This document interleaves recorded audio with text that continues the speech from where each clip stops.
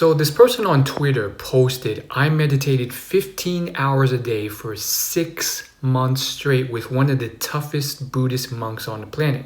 He posted a photo of him with the monk, and he's a reputable source. His name's Cory Muscara. He has 13,000 followers. He's a positive psychology instructor at UPenn.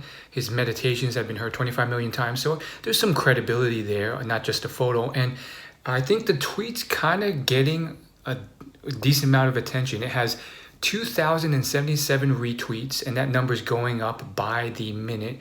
And it has he has 8,600 likes on that tweet so far. So what exactly did he learn through this profound level of meditation? He slept 2 to 5 hours a night. There was no reading, writing, or speaking aloud. It was very painful, but there was a lot of insights. So the monk he studied with his name's, excuse me for pronouncing it wrong, is Sayadaw U Pandita, who's notorious for basically this ruthless protocol with his students. Number one, probably the most important one since it's number one. Finding your true self is an act of love. Expressing it is an act of rebellion. So that's kind of deep, arguably debatable, but I'm going to trust him on that. Expressing your true self is rebelling. Rebelling against what? Rebelling against your love? Rebelling against others? I don't know, but interesting stuff there. 2, a sign of growth is having more tolerance for discomfort, but it's also having less tolerance for bullshit. So that makes a lot of sense to me. You need to be this uncomfortable to grow. I get hate comments on my YouTube videos. Some of them are helpful feedback. Others are just, trolls going through their own terrible lives and choosing to hurt others for it. That's uncomfortable. But to grow, you have to go through some pleasant times. I think Buddhism's main philosophy is that life is discomfort.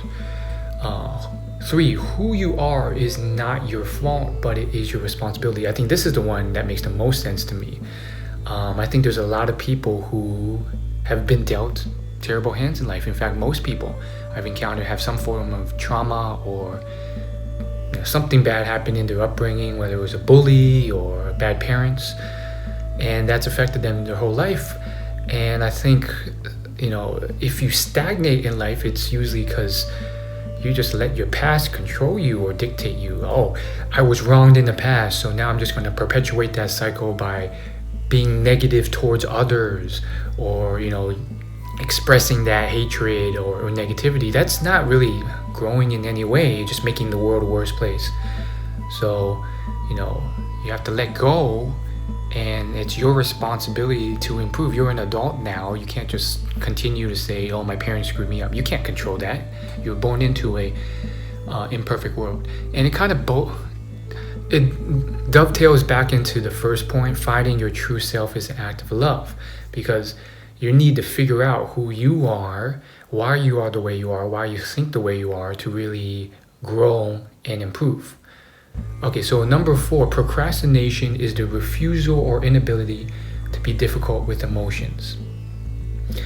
I mean, yeah, sometimes it's just you don't want to do it because you're lazy and it's not fun, it's not enjoyable.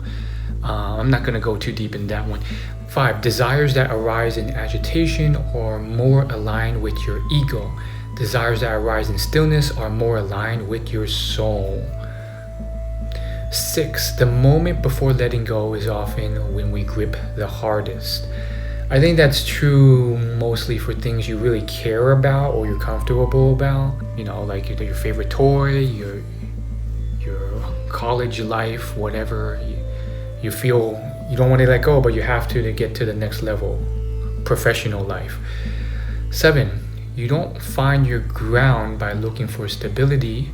You find your ground by relaxing into stability. That one speaks to me more. People are always looking for safe, stable, but it's sometimes just being cool with the chaos. I found that to be very deep. 8, what you hate most in others is usually what you hate most in yourself. that one definitely speaks true. You know, there's this one guy who's been hating on my videos for years.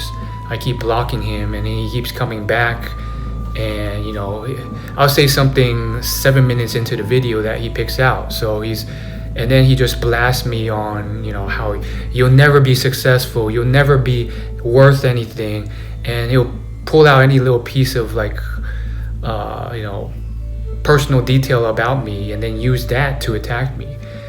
And I think it was hurtful for years, but then I was like, man, I'm doing a video on how I like to read books or productivity, and then he's latched onto this one little thing. Like, this is definitely his own issue, not me. And so that shifted my mindset about it. You know, it's a form of like self-hatred expressed that he's not productively or healthily handling. I think, you know, he needs to work on self-love, therapy, and that's going to do more. Otherwise, you know, 10 years from now, he's still just be doing the same thing, creating new accounts to leave hate comments anonymously. Number 9, the biggest life hack is to become your own best friend. Everything is easier when you do. Okay. 10, the more comfortable you become in your own skin, the less you need to manufacture the world around you for comfort. That's probably pretty deep and related to basically living with close to nothing as a monk. I mean, you're afforded very little luxuries.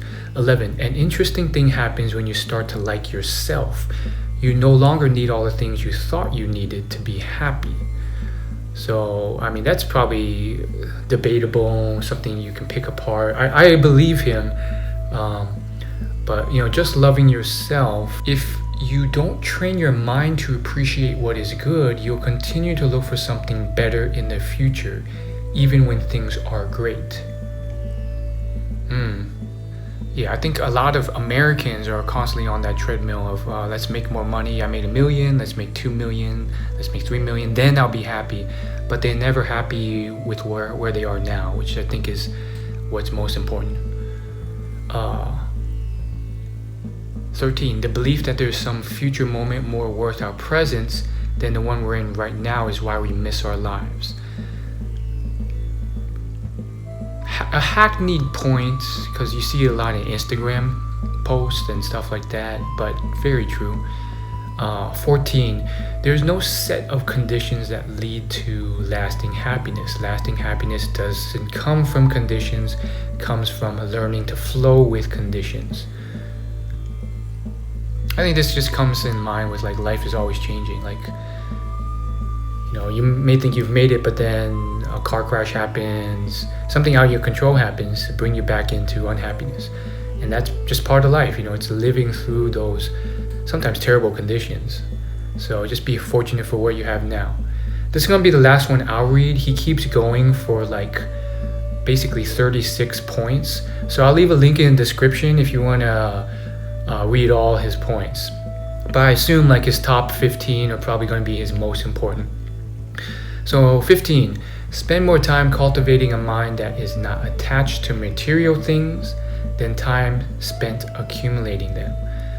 So think about that. You know, a lot of Americans are just like, I want to get more stuff. How can I get more stuff? That's their whole philosophy. But he's saying, you know, let's switch it. Like, spend time doing something other than just thinking about accumulating more stuff. So I'm going to read all the rest of these on my own. I recommend you do too. And yeah, hopefully it may help better your life. See you in the next video. And I wish you positivity and continued success.